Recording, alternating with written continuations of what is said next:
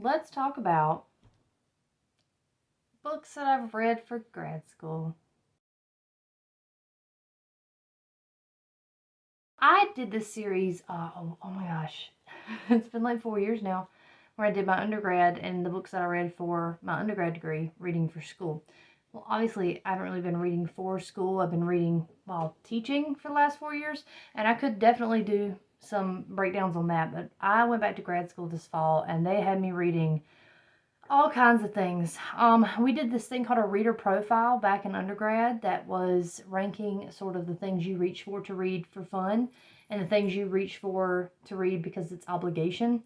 And nonfiction, like research-based stuff, is always like my obligation text. So I'm in grad school now for curriculum and instruction, just because I was trying to find an online grad school. I did not want to have to drive back and forth to a school, but also because I do kind of want to stay in the teaching field, and this was the one that allowed me to do that for secondary English. And I had to read a bunch of books, and I would say grad school is both as hard as they make it sound and as easy as it could be, because it's not that the work is hard. The assignments are really just like, read this book, talk about it, do a discussion board post. It's more the timing of it. Like, hey, I finished this one assignment and now let me immediately do the next one. So I'm going to show you kind of some of the books that I read. I'm going to give you like a very, very brief synopsis of them. And if you are an educator or you work in any way in the education field, that's like libraries, designing curriculum, whatever, a lot of these will be worth looking at. Just saying.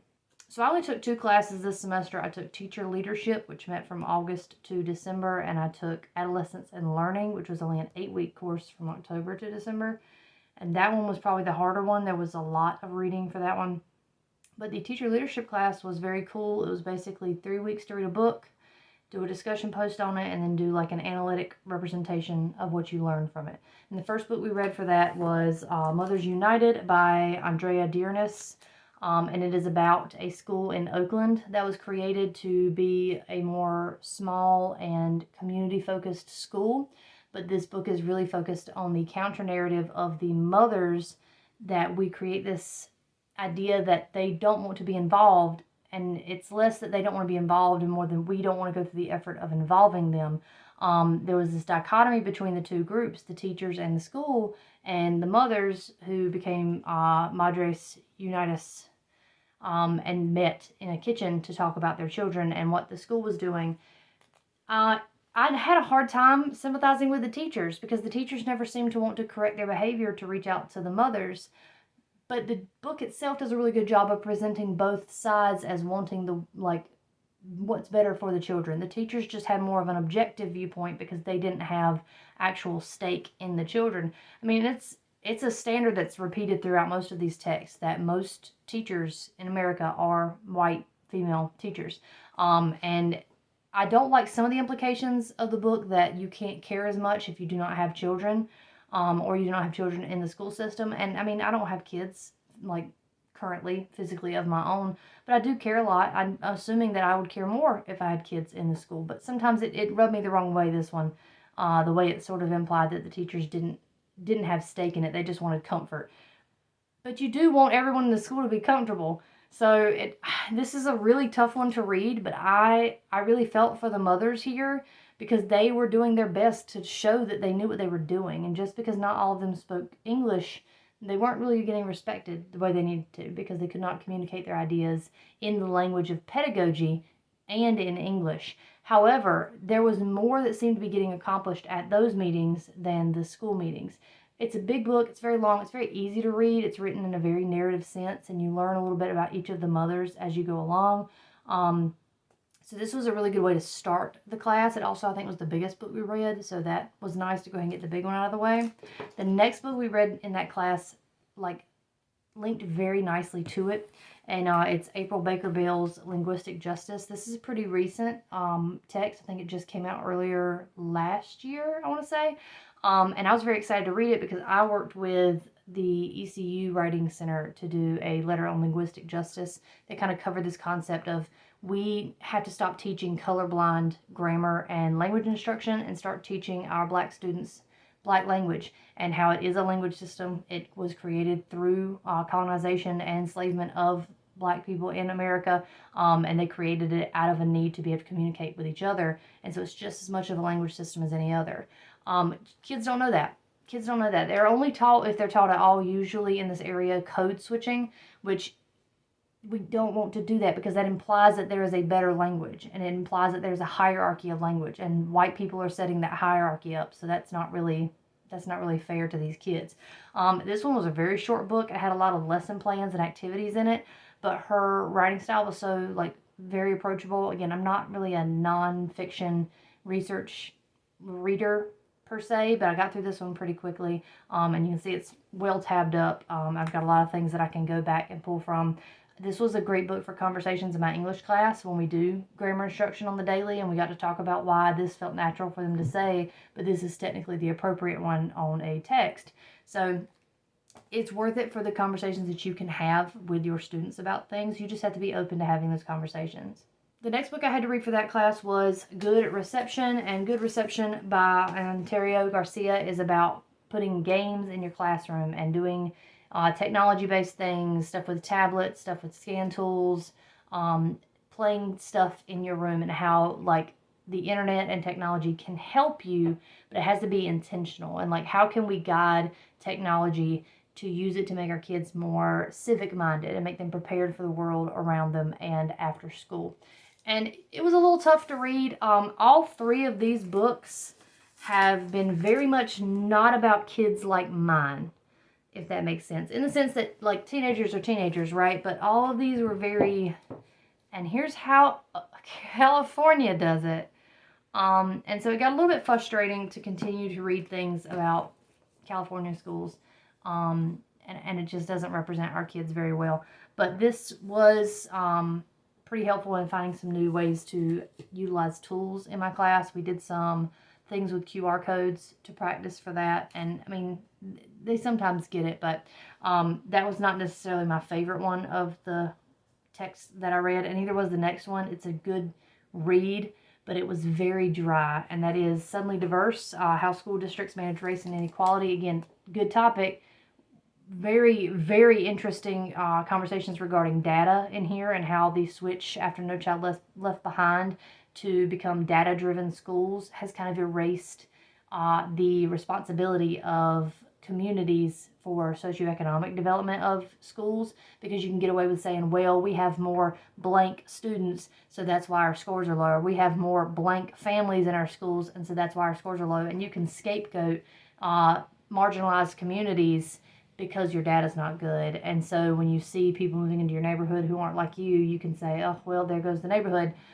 That's kind of what this was about. It was just a little bit hard to keep track of the two different communities that were mentioned here and how they reacted to diversity in their schools. And it was, again, a good conversation, but it just was a little bit more hands-off than the other ones were, and so it was kind of hard to read. This one did take stuff to, like, the Midwest, though, so this was closer to me than the California schools, but it still feels like I'm reading a lot about people on the West Coast and not about people in the South. That was one thing that I mentioned in like my midterm paper about it, like, hey, what would you like to do from here? I would love to see some of this research applied to schools in the South. I know that's kind of a pipe dream, but I guess, if you want it done, you do it yourself. Then the last book I read for that class that I just finished is Same as It Never Was, and is about Gregory Michie. He was a teacher for a couple decades in Chicago. He's from North Carolina, but he went to Chicago to teach for a couple decades. He became a professor teaching teachers, and then he's like, I'll go back to school. And he ends up going back like the year before Donald Trump becomes president the first time. And it is about how like the discipline of the kids are both the same and different.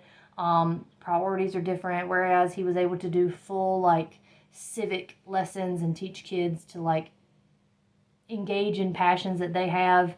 He now has the pressure of like standardized testing he didn't have before. And hey, can you actually let kids grieve and process gun violence while preparing for a state test? And that this one was probably the closest to me in what it feels like teaching right now, where that the kids need that empathetic breakdown of emotion at some point in their day, but you have people breathing down your neck about data and state testing, because data is non-objective, but like spoiler alert, it's not. Numbers can mean whatever someone wants it to mean. Just like in this book, data can mean that that group of students is just not capable of doing something, instead of, hey, maybe that group of students literally can't afford to eat at night. Maybe we should fix that. But I did like some of the really hard discussions that were had in here. It really, really reminded me of my kids and some of the things that they care about. So it was nice to end the class on that one. Again, nothing that was like a lighthearted fare, right? All these were very serious books, but that was teacher leadership. The next class, Adolescence and Learning, started with a book that I read fully online through the library. He gave us the whole 8 weeks to read it and do some guided notes on it. And it was called How the Brain Learns by David Sousa. Sorry to that man. And parts of this were helpful, right? It was basically explaining how the brain is built up, how the different hemispheres connect to each other, how much gray matter, white matter you have at any given time, etc., and how that impacts what we should be teaching children and when and how. For instance, they need time for storage of their memory, so you have to maybe teach in like 20-minute chunks. Students should be getting a certain amount of sleep a night, or they're not absorbing the material fully into their brain, and that way they can't access it later when you have them try to remember it, which was really important for me because I wrote a research paper on sleep in adolescence. And so it was good, and like parts of it were better than others, but like it was still reading on my computer, so it was very, very hard to get through it. I funneled away at it one weekend so I could finish all 8 chapters at one go and not worry about it anymore, but like I did get some good stuff from it. It just was it was a textbook. So the next book we read wasn't as like textbooky, but it is still about how the brain functions. It's called Inventing Ourselves by, I believe, Sarah Blakemore is her name. Sarah-Jayne Blakemore. And she did a really good job of mixing, let's use book, there's no cover. She did a really good job of mixing like data and facts with like anecdotes from her real life and examples of research in certain brain activities, and explaining about risk taking. That was kind of what I got the most from this one, was risk taking is like a biological thing for these kids. It's not that they're stupid, but their frontal lobe isn't fully developed like an adult's, and so if their peers seem interested in something, they'll do that. But it also has negative risk-taking effects. Like they're not as likely to raise their hand in class if they think they're going to look stupid in front of their peers, even if they know it. And that's frustrating for teachers. So like, how do we combat that? But again, pretty solid book. Pretty simple. The next book and last book we read for that class was the nonfiction book, The 57 Bus. But because I am a absolute genius, I ordered this and rented it from the school without looking to see that I already had a copy. So I just moved all my tabs over to this copy and actually highlighted it because I can keep this one. Now, the 57 Bus is based on a real story that happened in 2015, I want to say, 2015, 2016, about Sasha, who is an agender individual, 18-year-old senior at a high school that's like a small local high school, and Richard, who is a black 16-year-old who is from like a Oakland public school. These two meet on a bus, and Richard randomly turns his lighter to Sasha's dress or skirt and lights the skirt on fire and gives Sasha second and third degree burns. Now, the 57 Bus, it was a tough read. I think it would be a tough read to teach, but people do teach it. Because you do feel the unfairness in both sides. I have a really tough time with Richard's story, though, because that school-to-prison pipeline is so real for so many of our young kids, and one risky decision really should not send a 16-year-old into permanent correctional facilities. And so that was heartbreaking to see. It was really nice to see how forgiving both sides were, especially given the extent of the damage to Sasha. I mean, they went through, like, severe second and third degree burns, and we're still hopeful that the kid that did that to them would be tried as a teenager and not an adult. But it is tough. It is tough to read. It will probably make you sad. I was really drawn to some of the side characters, like the people who were involved in the lives of these two kids, who supported them as best they could and cared about the area as much as they could. And I don't know, I just think you have to read it for yourself to see how complex it is. I'll probably read it again in the future because it was really that complex, and I'm still kind of sitting with my thoughts on it. But those were the books that I read for graduate school first semester. Again, feeling okay about it. I'm not sure I recommend graduate school yet, but it was definitely the right path for me. And I have 2 more classes next semester. I do not know what else I'll be reading for those. So this might be just kind of a one and done update on reading for school, but either way, I thought you'd want to see the random textbooks I'm reading. I'll list everything in the description as well if you do want to go back and like find any of these to read for yourself. Again, if I had to recommend like 1 or 2 specifically, definitely read the 57 Bus. Same as It Never Was, and Linguistic Justice. Those are, I think, the highlights for me out of this stack. Anyway, let me know what you're reading right now. I mean, you might not be reading boring stuff for grad school, but if you are doing anything for school, like what are you reading? Because I don't do nonfiction text on purpose, but I have had to do a lot of research this semester, so it's good to keep those doors open. Anyway, and bye. Are you going to come up here and eat while I'm talking?